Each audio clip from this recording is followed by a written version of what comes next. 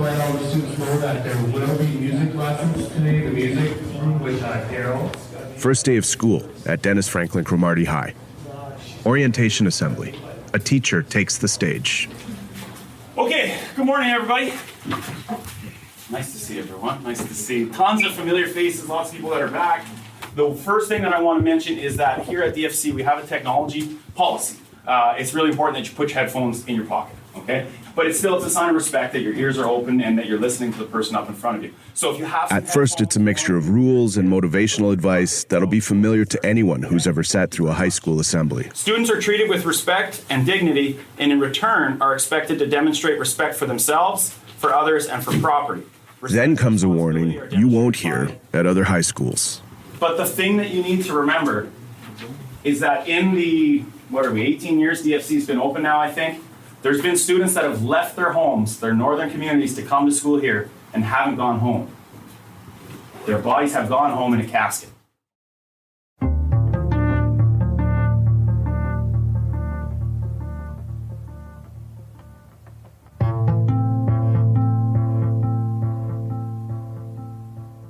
My name is Ryan McMahon.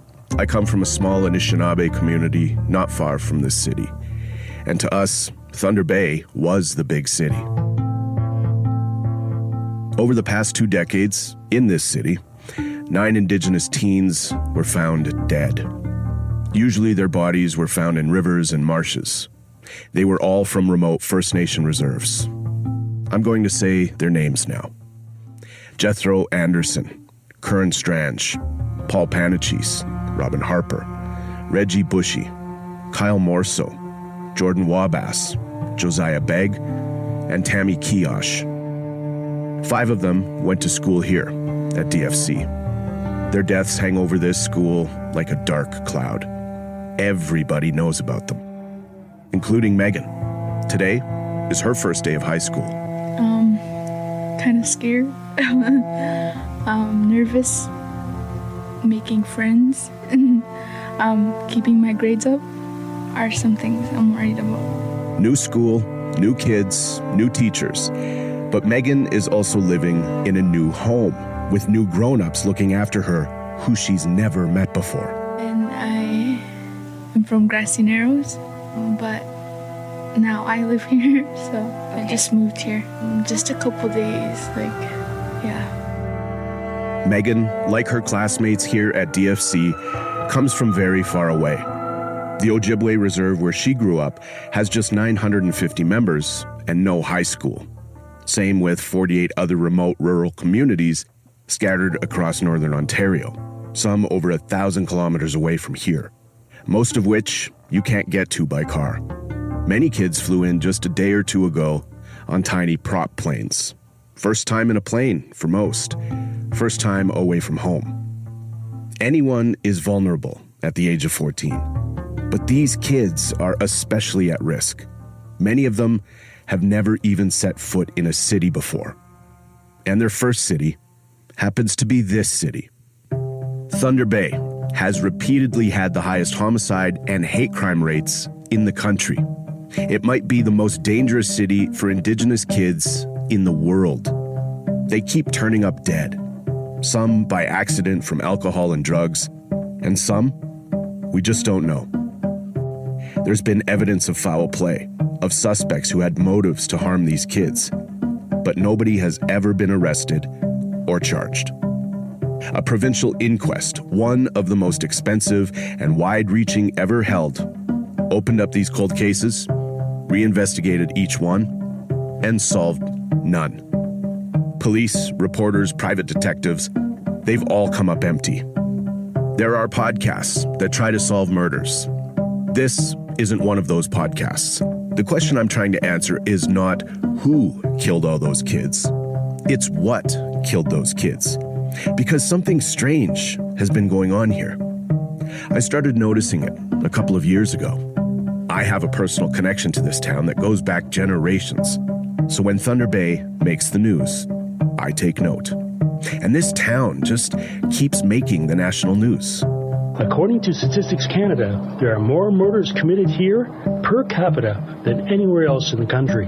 making Thunder Bay the murder capital of Canada. The city's mayor and his wife Marissa have been charged with 1 count each of extortion and obstruction of justice. Court documents show the target of the alleged extortion was former lawyer Sandy Zaitsev.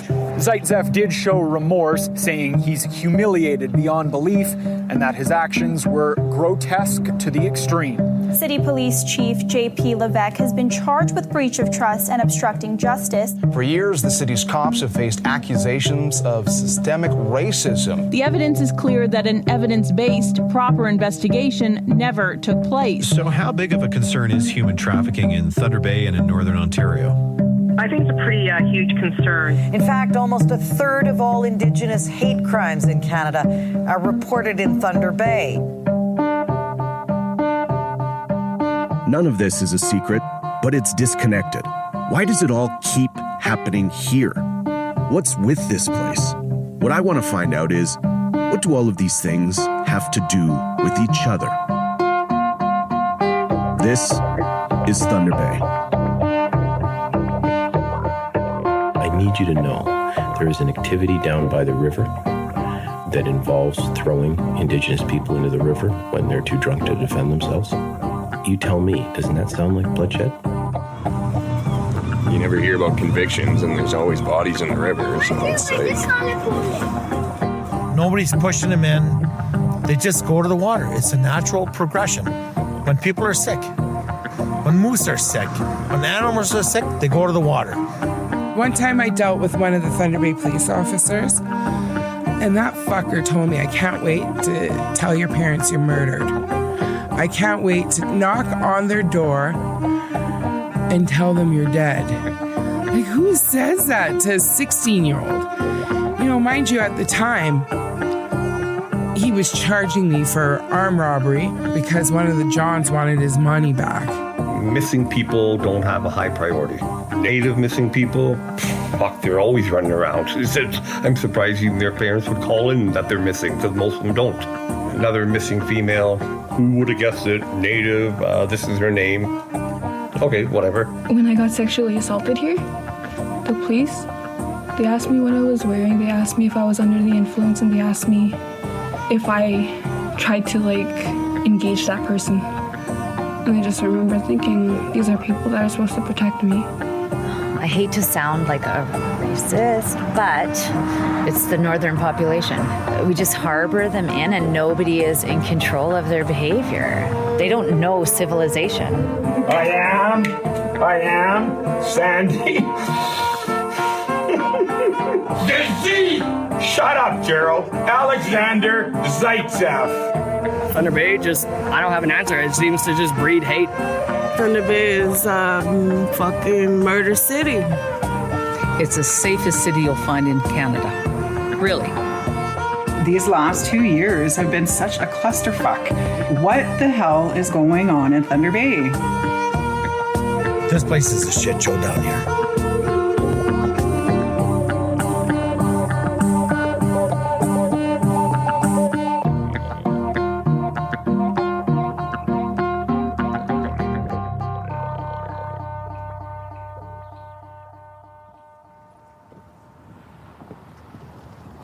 Cross the city limits, and the sign says, "Welcome to the city of Thunder Bay, superior by nature. Population 110,000. Superior is a reference to Lake Superior, the largest freshwater lake in the world, which the town hugs the northwest corner of. By nature is a reminder of the city's pride, its proximity to rugged, natural beauty. On the horizon to the east, across the water, is a formation of huge volcanic rocks called the Sleeping Giant, or as the Anishinaabe call him, Nanabujo. Because when you look at it from the city, that's what it looks like, an enormous man in the water, flat on his back. The town itself is low and flat and sprawling. The sky is just enormous.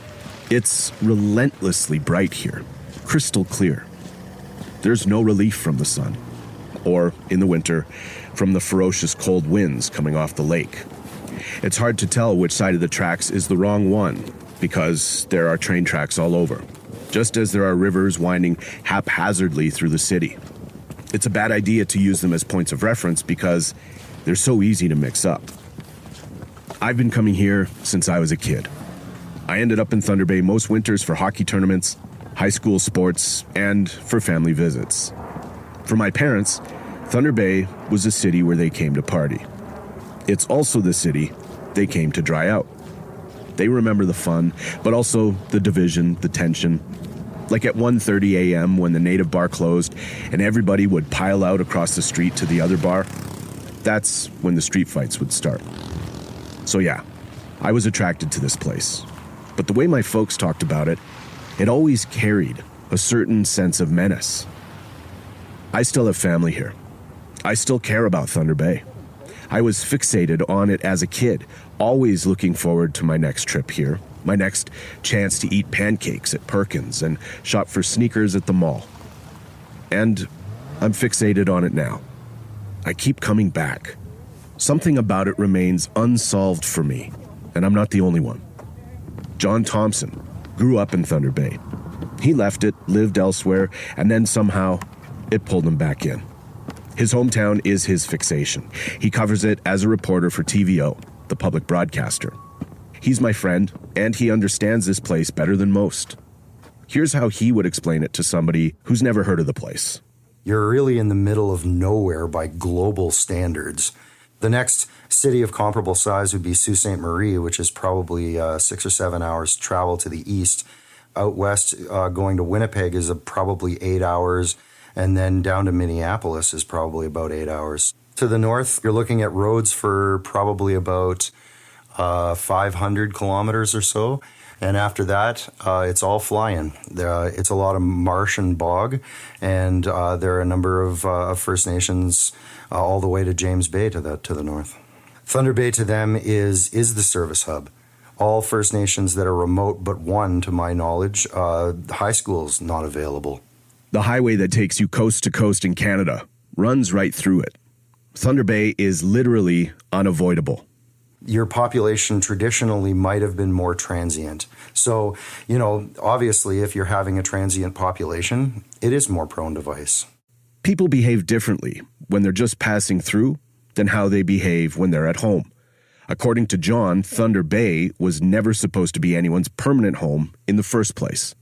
It was a trading post for the fur trade, then a way station for lumber and mining, a place to take things from the land and then move on. There wasn't an expectation that this was settled. The expectation was, in most of these towns, we'll log what we can and then we'll shut it down. We'll mine what we have to until it's not profitable anymore, and then we'll get out. What happened was a lot of people settled down and stayed. Specifically, Scandinavian people. Finnish people settled here because this area ecologically is very similar to Finland. What there was to do here for work in terms of the bush was something that was very familiar to them. And following a loss in the Civil War, a lot of Finns fled the country and came here. Developed a population here that is the largest Finnish population outside of Finland in the world. For generations, life here revolved around the work of extraction. Well, traditionally, you would have finished grade 10 and you would have got a job in the mill. When the forestry collapse happened in the 1990s, it forced the Ontario government in particular to have to step in and provide services and governance, not having wanted to do it. They didn't really know how to do it. And it was met with, and it continues to be met with, resistance. The settlers who came to Thunder Bay were immigrants, but they stayed here against the odds, built it up, fought for it to survive. Now they look at others who come here as the outsiders, even people like me. You have this question that we always refer to as northern alienation, a sense of being alone to our devices. And when power comes to town, there's a sense that it's interfering. Ideas from elsewhere are dangerous. People from elsewhere are not welcome. And so you will frequently hear councillors and the mayor condemn outside media who are coming here to kick up a storm and make a great story and burn the city to the ground. They don't understand us. They don't care about us. They're not telling the good part of the story because they don't get us. John is walking the thinnest line. On the one hand, yes, he is blasting the insular, close-minded attitudes of people who don't want media here, who don't want me, an outsider, to tell the story of Thunder Bay. But he's also warning me. Don't fuck this up. Don't fuck me over for talking to you. Don't take a dump on this place and then just walk away. Because inevitably when this comes out, people are going to be upset about the story you're going to tell from here. So the question that they're always asking is, how do we save Thunder Bay? How do we make it better? It's hard to hear year after year after year and get windburnt with how much trouble this city is in. However, that doesn't absolve you from the responsibility to do something about it.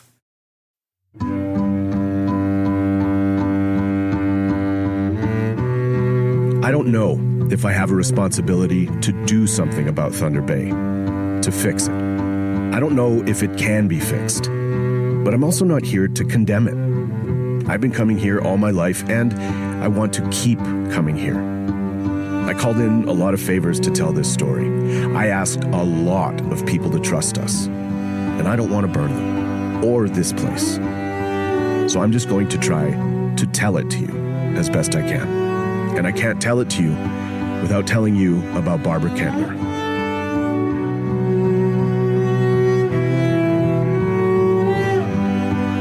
There were tears, and there was anger. I can't believe in God, man. I love you so much. It was standing room only today at the funeral service for Barbara Kentner. She got taken to us too early. We all know that. Today they focused on remembering Barbara and seeing her off one last time.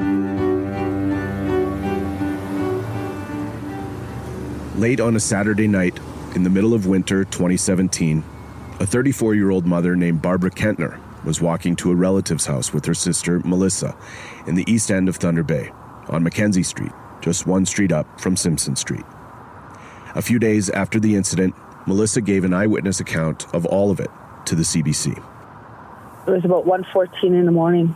We were leaving my sister's house, and we were heading to my son's house, just the next block over. This road is where there's a lot of hookers and everything that walk up and down those streets late at night. You'll hear a lot about Simpson Street on an upcoming episode. It used to be Thunder Bay's red light district. We were walking along there.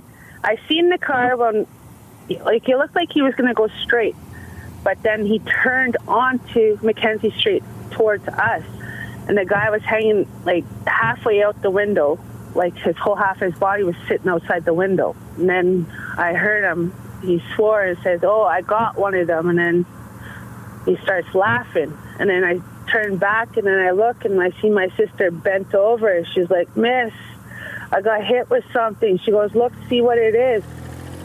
It took a moment to figure out what had happened. The guy had hurled a rusted metal trailer hitch at them, and it hit her sister Barbara in the abdomen, rupturing her intestine. And then I look on the ground, and there's a trailer hitch.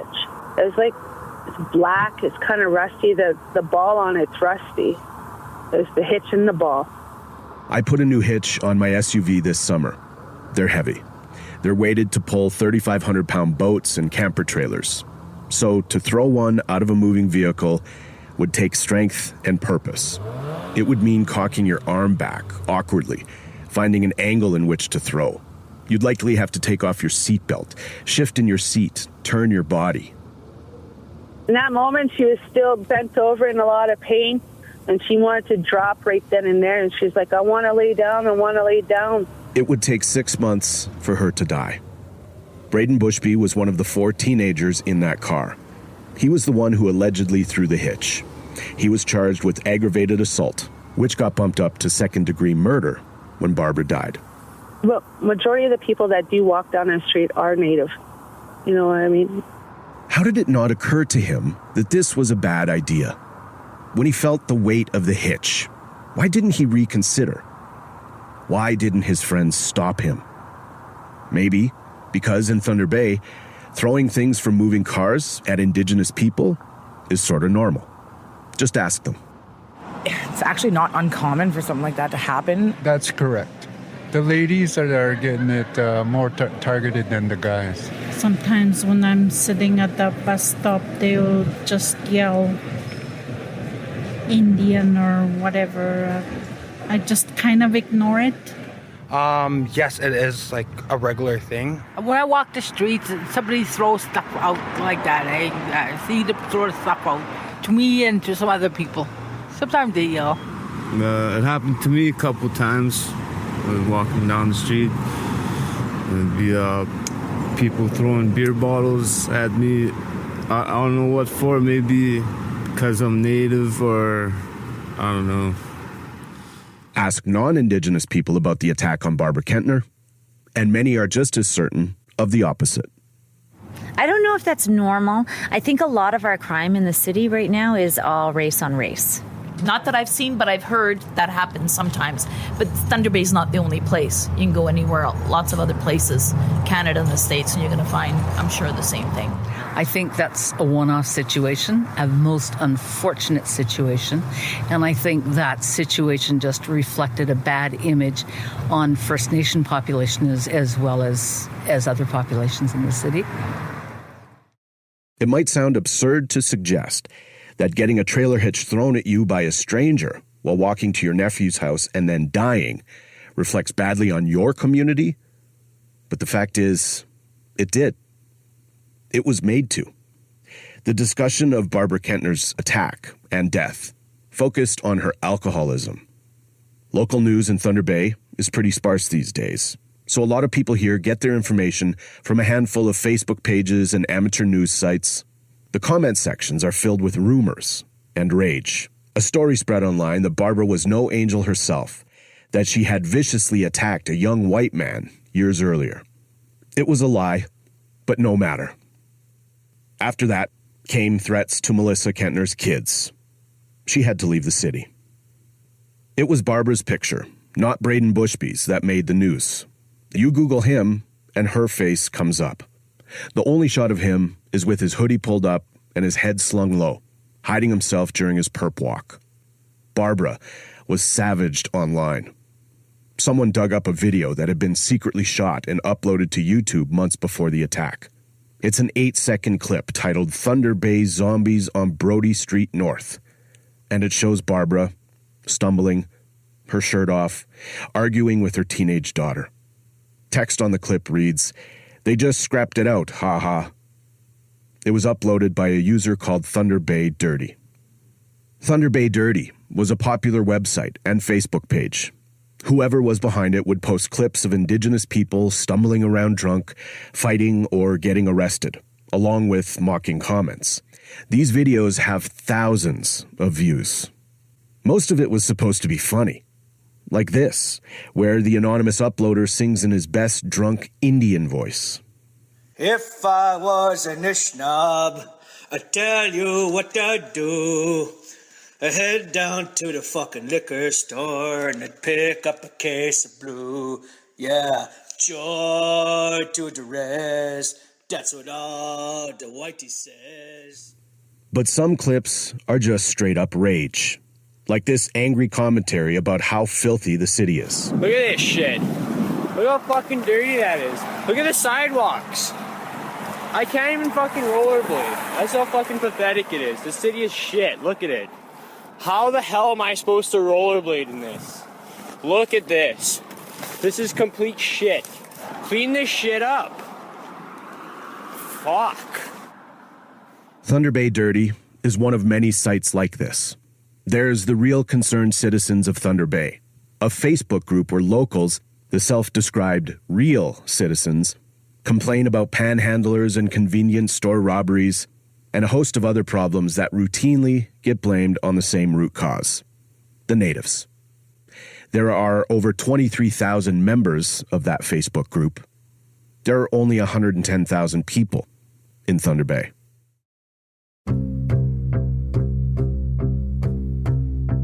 Is there a difference between yelling racial slurs at people from your car and yelling at them on the internet? I suppose so. Just like there's a difference between throwing fast food wrappers at a young mom from your moving car and throwing a trailer hitch at her. But it's all of a piece. And it happens here every day. Months after Barbara's death, there was another attack. A guy was taken to hospital bleeding after he had eggs chucked at him from a moving vehicle. The front page headline of the local newspaper joked that egg toss incidents leave police scrambling. It's all a joke. To the press, to the cops. Racism is like this phantom that only half the city can see. Those who see it feel haunted by it everywhere. It colors every part of their lives. Everyone else thinks you're foolish or crazy just for believing that it exists. The racism in Thunder Bay has many levels, though. You have to realize it's not just, encountering someone who's going to outwardly, say, I don't want to serve you a coffee because you're Indigenous. There's some more subtle things here. This is May. Yeah, my name is Michah. I'm a nurse practitioner at the Dennis Franklin Cromartie High School in Thunder Bay. May sees the challenges in Thunder Bay very clearly. I go into a store, I get followed. I'm brown, yes, but I'm not going to steal, right? So you tell them that. You tell the clerks, well, I'm just going to look around. And sure enough, they're going to follow you in the store. You see it systemically with the interactions with the police. So there's that systemic racism. And then there's the outward racism where people say really nasty things and throw things at Indigenous people as they're walking. It's hard work making the phantom visible to people who don't want to see it. Julian Faulkner does that work. He's a human rights lawyer who goes after the police on behalf of Indigenous clients. He's been a constant thorn in the side of Thunder Bay's leadership, the police board, even the mayor. He doesn't hold much back.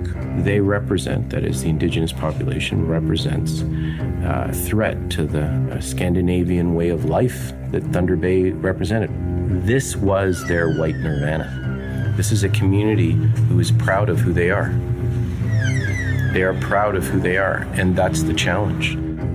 In the South, when there is an allegation of racism, you spend forever swinging at shadows in an argument about whether it was racist or whether anything was intended and whether it was really attributable to something else.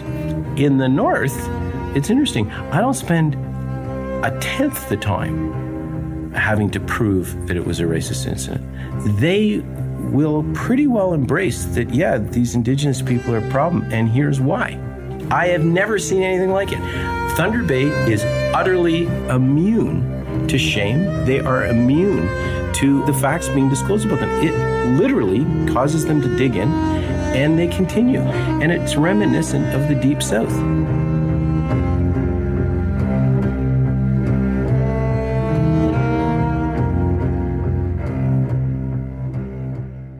On the next episode of Thunder Bay, the mayor, his wife, their accomplice, and their one-time friend, multimillionaire lawyer and convicted sex offender, Sandy Zaitsev. I have absolute fucking proof that they tried to fraud me.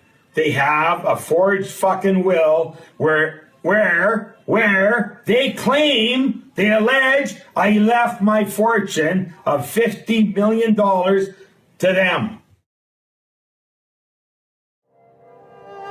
Thunder Bay is produced by Jesse Brown and hosted by me, Ryan McMahon. This episode was written by me and Jesse Brown. Additional research by Brigitte Noel.